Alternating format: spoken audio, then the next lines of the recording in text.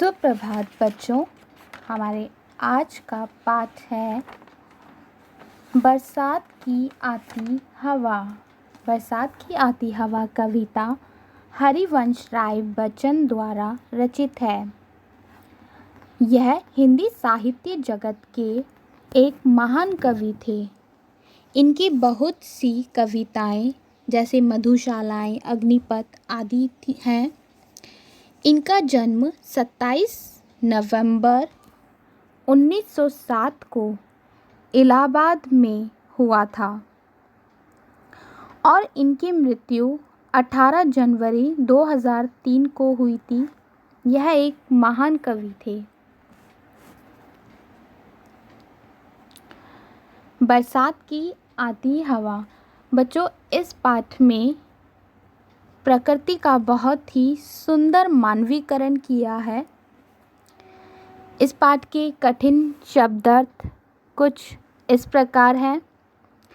मंद, धीमे धीरे, अचखेलती, किलोल करती हुई अर्थात खेलती हुई, इठलाती, इतराती, शिखर अर्थात चोटी, शून्य अर्थात आकाश, झकझोरना अर्थात जोर जोर से हिलाना, सरसराती, बिखेरती, ढाल अर्थात ढलवा जमीन अर्थात जो नीचे ढलान की तरफ जाती है, जो हर्ष, आनंद, तरुमाल अर्थात क्रमबद्ध, जो क्रम से जो पेड़ लगे हुए होते हैं उनको बोलते हैं तरुमाल।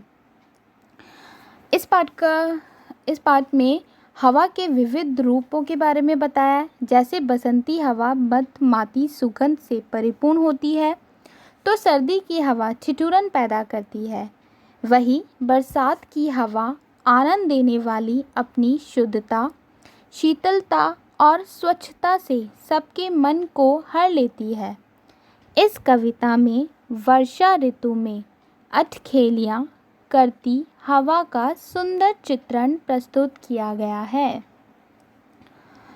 बच्चों, अब हम इस पाठ का भावार्थ पढ़ेंगे। प्रत्येक पद्यांश अर्थात प्रत्येक पैराग्राफ का हम भावार्थ करेंगे। प्रथम पैराग्राफ है इसका, उसकी कुछ लाइनें इस प्रकार है। बरसात की आती हवा वर्षा धूले आकाश से, या चंद्रमा के पास से, या बादलों की सांस से, मंद मुस्काती हवा बरसात की आती हवा। अर्थात बरसात की आती हवा में बरसात में चलने वाली, अर्थात बरसात की जो हवा है उसमें बरसात के चलने वाली अठखेलियों का वर्णन किया है।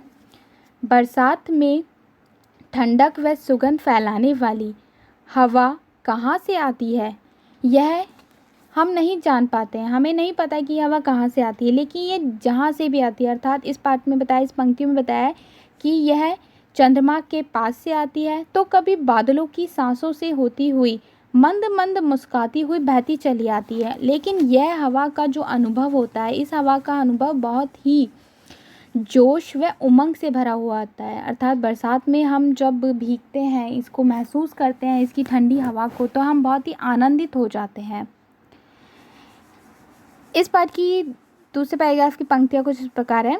यह खेलती है ढाल से, ऊंचे शिखर के भाल से, आकाश से पाताल से, झकझोर लहराती हवा बरसात की आती हवा। अर्थात इन पंक्तियों में भी कवि ने बताया है कि बरसात की आती हवा खेलती हुई पहाड़ों से होती हुई ढलान तक जाती है, तो कभी यह पहाड़ों के ऊंचे मस्तक से खेलती है, तो कभी आकाश से बहती हुई पाताल तक जोर जोर से लहराती हुई, खेलती हुई, बहती चली जाती है। अर्थात बरसात की यह हवा खेलती हुई प्रत्येक स्थान को सुगंधित व आनंदित करती हुई बहती चली जाती है। नेक्स्ट पैराग्राफ में बताया है, यह खेलती तरुमाल से, यह खेलती हर डाल से, हर एक लता के जाल से, अचखेलती इठलाती हवा बरसात की आती हवा। अर्थात इन पंक्तियों में कवि ने बरसात की हवा का वर्णन करते हुए कहा है कि यह हवाएं पेड़ों के साथ खेलती हुई एक डाल से दूसरी डालियों पर और लताओं पर अटखेलियाँ करती हैं, अर्थात खेलती हैं। आपने देखा होगा कि जब बारिश आती है तो पेड़ ज़ोर ज़ोर से हिलने लगते हैं, मानो ऐसा प्रतीत हो रहा है कि यह सब मित्रतापूर्ण व्यवहार करती हुई एक दूसरे के साथ खेल रही हों। अर्थात जब पेड़ पौधे हिलते हैं तो मानो ऐसा लगता है कि यह बारिश, जब बरसात हो रही है तो सब लोग उसकी हवा को महसूस करते हुए खुशी से झूमने लग जाते हैं। और पशु पक्षी वह मनुष्य जगत सभी जगह जब बारिश को जब महसूस किया जाता है तो उसकी हवा के कारण हम लोग क्या होते हैं, हर्षोल्लास से भर जाते हैं।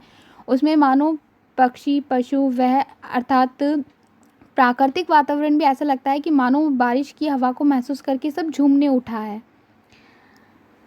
यह शून्य से होकर प्रकट, नव वर्ष से आगे झपट, हर अंग से जाती लिपट, आनंद सरसाती हवा, बरसात की आती हवा। अर्थात इन पंक्तियों में कवि ने कहा है कि यह हवाएं शून्य से होकर, अर्थात आकाश में जो शून्य से भरा युक्त आकाश के उस स्थान से होकर बरसात की हवा खुले आकाश में शून्य से प्रकट होती हुई संपूर्ण प्रकृति में नवीन हर्षो उल्लास का संचार करती हुई बहती है। यह संपूर्ण प्राणी व पशु पक्षी जगत की काया को स्वच्छ, सुंदर व निर्मल बनाती है। प्रकृति के रोम रोम में एक नया जोश, स्फूर्ति और उमंग भरती हुई बहती चली जाती है। अर्थात वर्षा के जो मौसम होता है उसमें ये जो बरसात की जो हवा है यह हर्षोल्लास के साथ बहती हुई प्रत्येक प्राणी में जोश व उमंग का संचार करती हुई बहती चली जाती है। बच्चों, मैं आपको ये बताना चाहूँगी, इस पाठ में कवि ने जो प्रकृति का जो मानवीकरण किया है वो बहुत ही सुंदर तरीके से किया है। आप जानते हैं कि मानवीकरण क्या होता है? मानवीकरण अर्थात प्रकृति को मानव के रूप में चित्रित करना। जैसे रात को स्त्री का सुंदर रूप देना, पहाड़ को मनुष्य के रूप में दर्शाना ही मानवीकरण कहलाता है। इस पाठ में कवि ने वर्षा ऋतु में अटखेलियाँ अर्थात खेल करती हुई हवा का सुंदर चित्रण प्रस्तुत किया है। और यह हवा सबको खुशियाँ प्रदान करती है। मनुष्य के साथ साथ पशु व पक्षी जगत को भी आनंदित व हर्षोल्लास से भर देती है।